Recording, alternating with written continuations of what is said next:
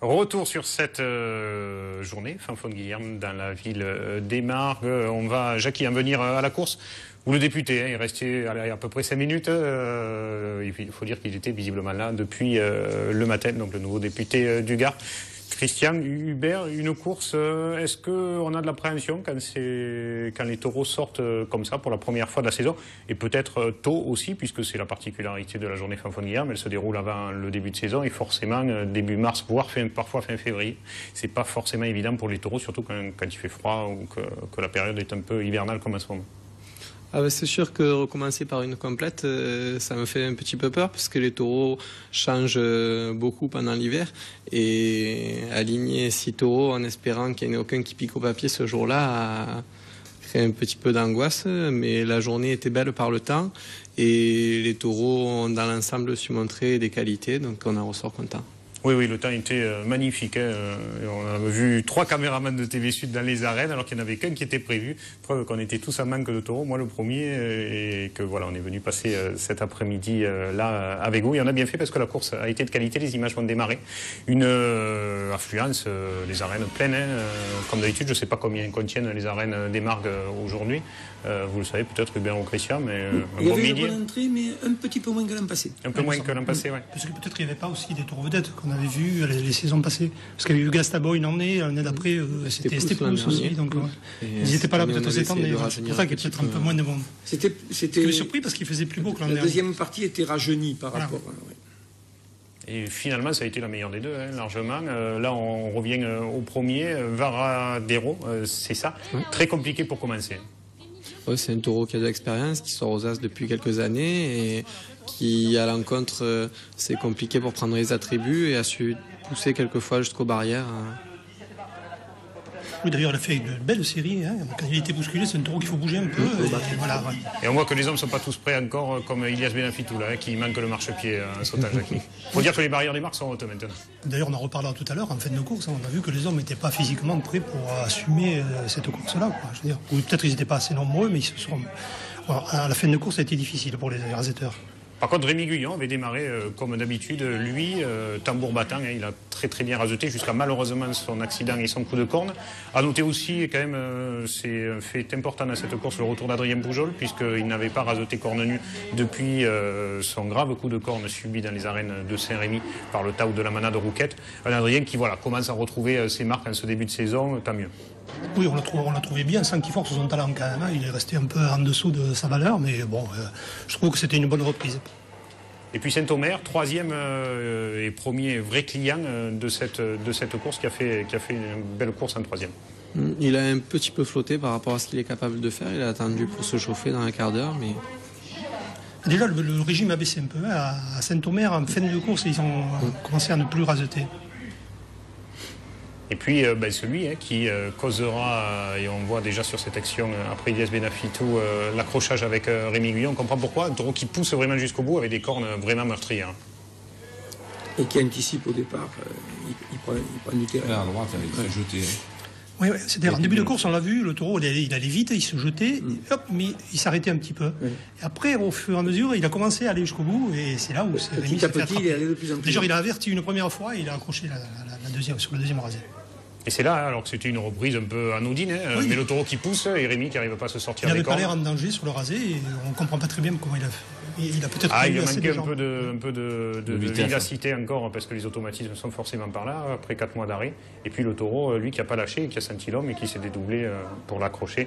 Ça a été le cas. Alors heureusement, un coup de corne pas trop grave, hein, à des années-lumière de celui que malheureusement il avait reçu il y a 2 ans par un taureau de Reynaud dans les arènes des Saintes-Maries de la Mer. C'est simplement, vous étiez présent dans les vestiaires avec lui, hein, Hubert, la fesse bien entaillée quand même, mais rien de touché. Oui, un coup de rasoir, mais il est en forme et dans 15 jours, il a l'intention de reprendre et à la fin du mois, à Ramon, il re-rasettera Gévaudan. On verra. En tout cas, tant mieux. On voit là sous un autre angle, merci à Mathieu Arnaud qui était aussi présent ce jour-là, cet accrochage. Et voilà, Rémi, qui, on l'a noté de suite après, soit c'est les raseteurs qui ont eu un peu d'appréhension de se dire c'est quand même couillon de démarrer la saison par un coup de corne, soit la locomotive qui était Rémi à droite n'étant plus là. C'est vrai que les taureaux manquaient un peu de rythme par le manque de rythme des raseteurs. Après le coup de corne, ça manque un peu de pression. Oui, ils ont freiné, ils n'ont plus raseté. Par exemple, Romain Bruchet, qui avait beaucoup rasé jusque-là, qui relançait la course en permanence, hop, d'un coup, il s'est arrêté, je ne sais pas pourquoi. Et en plus, c'est à ce taureau, à Rougeau, qui paraissait assez facile quand même, sur le rasé. Mais il avait besoin de travail, parce qu'à la barrière, il a eu des séries où il était brillant.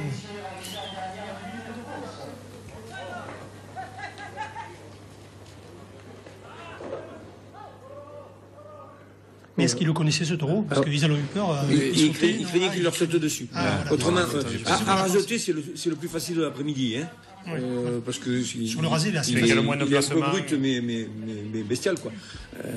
Seulement, bon, ils avaient peur qu'il leur arrive au-dessus. Et puis le taureau, Jackie, qui s'appelle comme les jumelles de Vauvert, Bessoun, plein de qualité celui-là aussi, hein, contrairement aux jumelles. C'est eux qui l'ont baptisé, non? Oui, c'est pour ça. Je leur avais dit vendredi soir à Vauvert chez Adrien Poujol au café qu'on parlerait d'eux. Un taureau plein de qualité, trop pour ce jour-là, dans cette course-là, parce que les hommes l'ont quand même un petit peu délaissé, c'est dommage. Oui, moi je pense qu'il aurait pu mieux finir ce taureau. À un moment donné, il a montré qu'il avait des qualités. On sentait presque qu'il cherchait le combat, lui. Hein, et bon, ça n'arrivait pas en face. Hein. Le plus sûr espoir pour cette saison 2013, des taureaux qu'on a vus ou qu'on vient de voir dans les images, est-ce que c'est Gévaudan, est-ce que c'est Bessoun, est-ce que c'est qui? Celui qui a le mieux réussi sa saison dernière, c'est Bessoun. Il a terminé grandiose la complète de Marguerite et c'est une valeur sûre pour la saison. Après, Gévaudan se cherchait encore un petit peu, était capable de faire de grosses enfermées, mais se cherchait encore un petit peu. Manifestement, dans l'hiver, il a appris et les deux sont des taureaux qui, on l'espère, vont faire parler d'un manade sur la saison. Et puis bon, vous avez toujours les valeurs sûres qui sont là devant, Gastaboy et autres. Hein. Et Estepous qui vont faire une saison complète aux As. Bon, bah écoutez, bravo en tout cas, parce que malgré le contexte, c'est jamais évident une course où un raseteur se blesse, parce que forcément les autres perdent le moral. Plus des jambes qui ne sont pas encore affûtées, on l'a vu Jackie, en tout cas pour ceux qui étaient là. Habituellement, en début de saison, c'est toujours les hommes qui prennent le dessus sur les taureaux, et là ça a été le contraire. C'est dommage. Ouais. C'est vrai qu'ils n'étaient pas, même on a vu Elias Benapitou qui manquait de jambes aussi. Hein. Ouais, vraiment court physiquement. Bon, Cyril Garcia, c'est normal, hein, vu son grand âge. D'ailleurs, Cyril, on en reparlera parce qu'il fait sa despédide en fin de saison, il m'a dit. Hein, il avait bien commencé et puis après, il s'est arrêté un peu, je ne sais pas pourquoi. Et quand vous avez la trentaine passée, à force, c'est plus long d'aller jusqu'au 6e. Mais on en reparlera de Cyril parce que ça a toujours été un bon et élégant raseteur qu'on a eu plaisir à suivre. Un bon et élégant raseteur qui avait des jambes mais qui n'était pas là ce jour-là. C'est le vainqueur du trophée de l'avenir 2012. On l'a reçu sur ce plateau comme 3 autres raseteurs. Maxime Favier, Jérémy Aliaga et Jérôme Martin. Tous les 4 montent aux As cette année. Ils font partie de cette nouvelle vague de raseteurs qui arrivent au plus haut niveau, qui ont été un petit peu devancés la saison dernière par exemple Amine Chekad ou bien Sofiane Rassir qui ont déjà évolué au niveau supérieur. On les attend avec impatience cette année. Ils sont d'ailleurs engagés dans toutes les grandes pistes, Jackie. C'est pour ça qu'on voulait vous les présenter, pour celles et ceux qui les suivent pas forcément au trophée de l'avenir espoir. Nous, grâce à tous nos caméramans, on a leurs images et leurs grands moments de carrière déjà des saisons passées au trophée de l'avenir. On vous livre ce très joli sujet, très joli reportage sur Lucas Fort, jeune et talentueux raseteur, montage Romain Beaufy.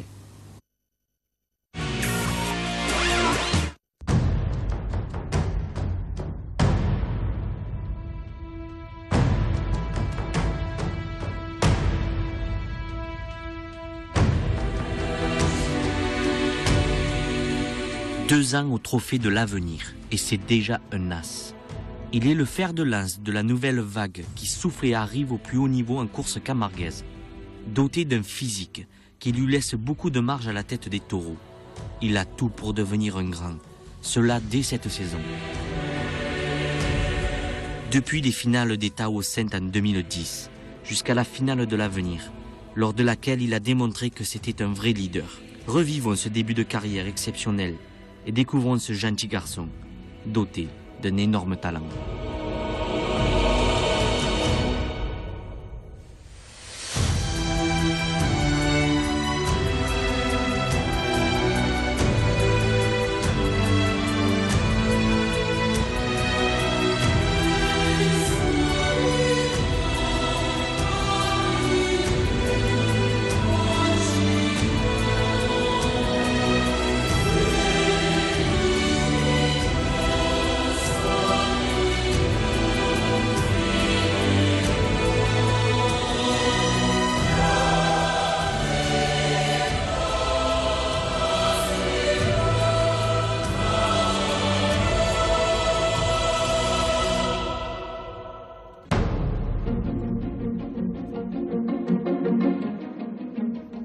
suis tombé il y a 12 ou 13 ans que j'habite à Gimont, à Arles. Et il se trouve que je suis tombé à côté d'Anthony Gauthier, qui était mon voisin, et qui lui allait déjà aux enchères et tout ça pendant la feria d'Arles. Et on a fait connaissance, il m'a mené à ces manifestations et depuis je me suis inscrit à l'école taurine et j'ai débuté comme ça les taureaux.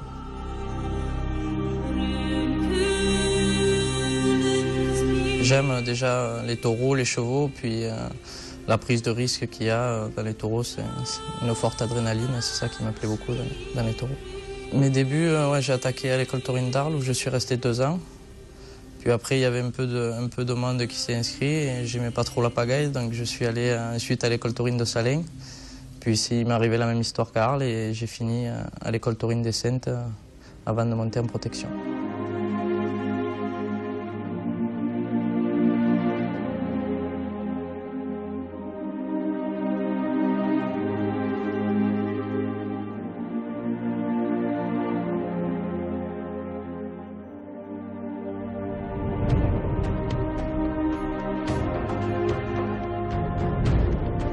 J'ai attaqué doucement parce que c'était un peu compliqué par rapport à l'école taurine des Saintes. On était 2 ou 3 à raseter. Et j'ai attaqué un peu difficilement parce que il y avait un peu la pagaille, et doucement. Et après, au fur des années, j'ai réussi à m'améliorer dans la pagaille. Et maintenant, ça va un peu mieux dans la pagaille. C'est devenu bon.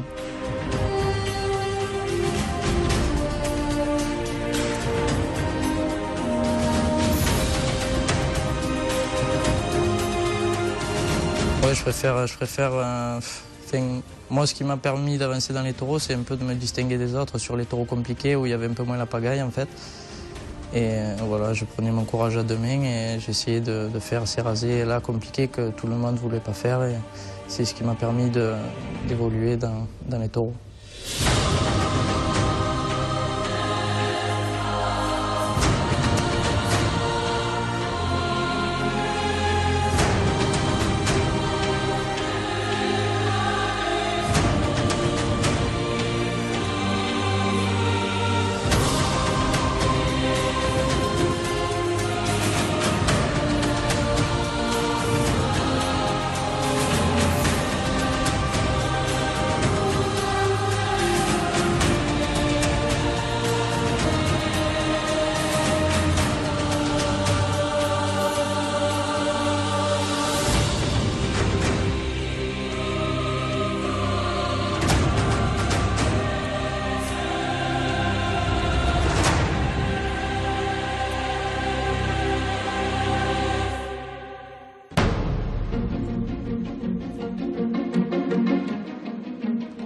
Mes qualités, j'essaye de ne pas me dégonfler quand justement il y a ces taureaux-là. J'essaye de toujours être présent quand il le faut, quand il y a des temps morts. Et mes défauts c'est un peu de raseter dans la pagaille. Quand les taureaux sont un peu plus gentils, j'ai un peu du mal à me mettre dedans. Mais bon, après, je sors un peu l'épingle du jeu en rasetant ces taureaux-là compliqués, quoi.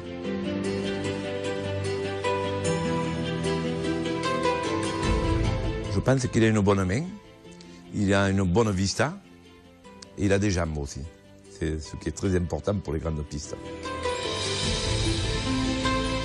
Lucas Faure, lui, c'est un raseteur moderne. Hein. C'est le raseteur qui joue de son physique, qui est assez élégant, qui plaît pas mal au public, qui donne des chances aux taureaux. Donc, il a bien débuté et donc...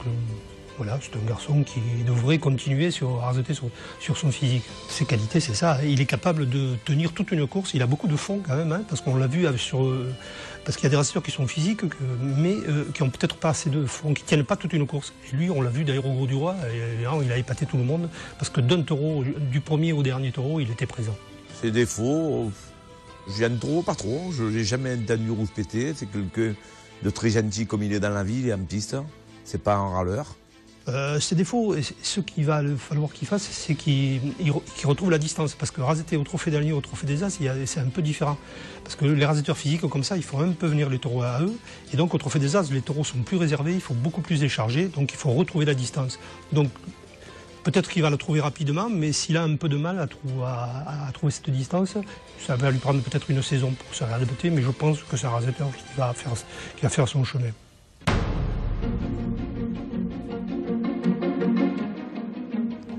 Les taureaux que je crains le plus, je crains un peu tous les taureaux parce que bon, tous les taureaux ont de la méchanceté, sont compliqués, mais bon, les taureaux les plus à craindre pour moi, c'est les taureaux qui vont vite à la sortie de l'épaule du tourneur et voilà, ne pas s'écarter, rester dedans et essayer de ne pas se mettre en danger. J'affectionne justement ces taureaux-là qui vont vite. Mon Garland, je ne l'ai pas encore raseté, mais ces taureaux dans ce style-là qui vont très très vite et qu'il faut oser raseter de par leur vitesse qui sont un peu compliquées, quoi.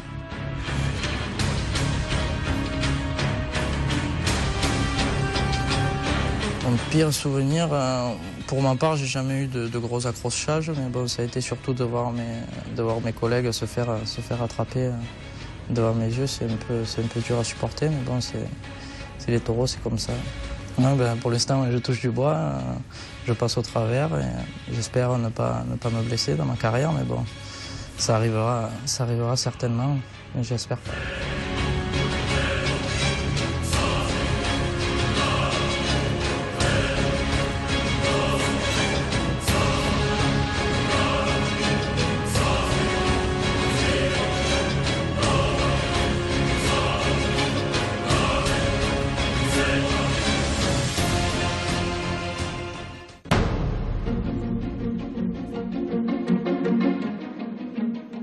Un meilleur souvenir, ça a été la finale de l'Avenir, de raseter dans des grandes arènes comme celle de Lunel, Comble. Parce que bon, c'est toujours impressionnant de rentrer dans des grandes arènes comme ça et voir tout ce monde-là qui vient pour vous supporter, c'est vraiment très bien.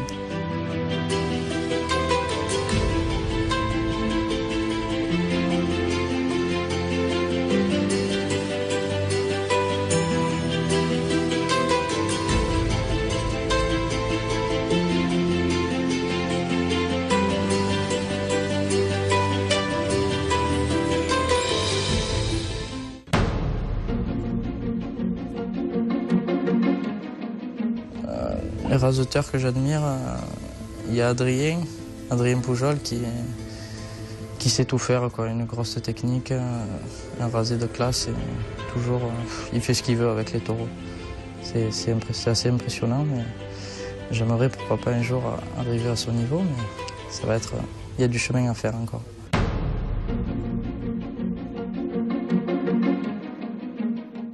Raseter, faire plaisir au monde sans se prendre la tête. Si j'étais une manade, je pense que je serais la manade Lotier pour ces taureaux très athlétiques et classiques, surtout les taureaux que je préfère le plus.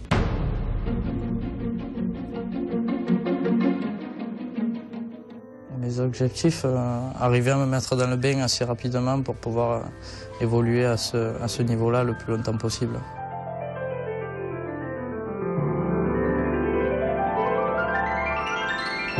Lucas Faure est plus pour moi un droitier classique, c'est-à-dire qu'il est capable de raseter dans les grandes pistes. On l'a vu à la finale à Lunel, même que la course n'était pas trop droitière.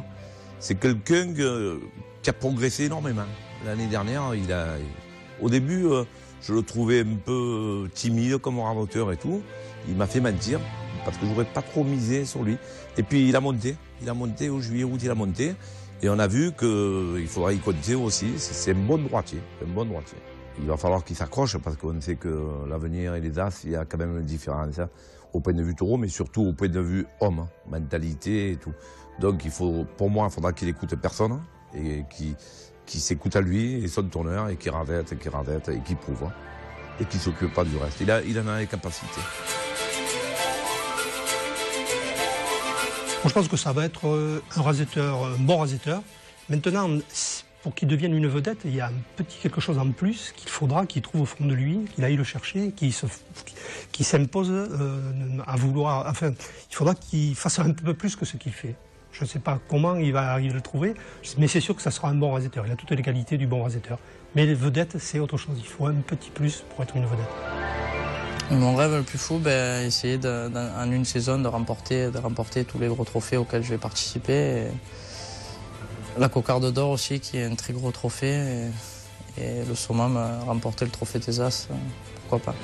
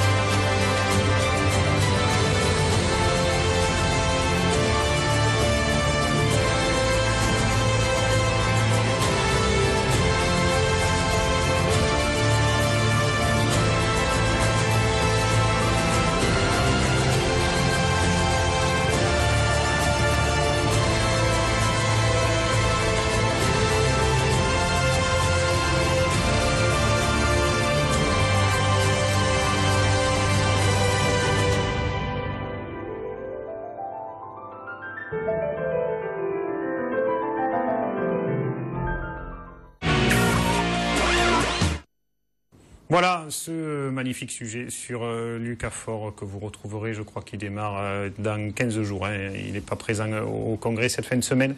Le congrès d'ailleurs, on en parlera dans les aléas du direct ce jeudi avec Pierre-Paul Casselli. Cyril Daniel, le président, mais pas pour longtemps, de la Fédération française de la course camarguaise. Semaine prochaine, ce sera le futur président Gérard Batifort. Peut-être avec Daniel Siméon, qui sait, lui qui est sur la liste de la fédération. Mais voilà, deux personnalités de la fédération à venir, puisqu'il n'y a qu'une seule liste, donc ils seront forcément élus ce dimanche, et tant mieux enfin que les élections se passent dans la tranquillité. En tout cas, c'est ça. Merci Gérard, merci Jackie d'avoir été là pour votre analyse du début de carrière de Lucas Faure.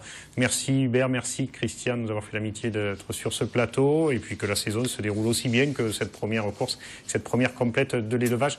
Merci à tous nos caméramans et à tout le monde. Les horaires de rediffusion de Noir et Blanc, ça s'affiche, je pense, sur votre écran en ce moment.